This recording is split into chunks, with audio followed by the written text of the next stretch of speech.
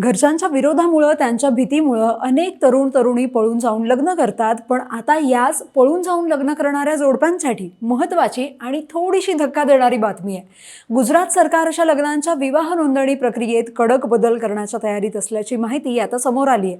प्रस्तावित नियमांनुसार लग्नाची नोंदणी करताना नवरा नवरीच्या आई वडिलांना नोटीस देणं बंधनकारक केलं जाण्याची शक्यता असणार आहे आणि या नोटिसीनंतर पालकांना सुद्धा 30 दिवस उत्तर देण्यासाठी वेळ दिला जाणार आहे। या कालावधीत पालकांकडून काही आक्षेप असेल तर संबंधित यंत्रणेकडे त्यांना ते मांडता येईल। याशिवाय आणखी एक महत्त्वाची गोष्ट चर्चेत आहे ती म्हणजे विवाह नोंदणी मुलीच्या आधार कार्डवरच्या पत्त्यानुसार संबंधित कार्यालयातच करावी लागेल अशी अट लागू केली जाऊ शकते।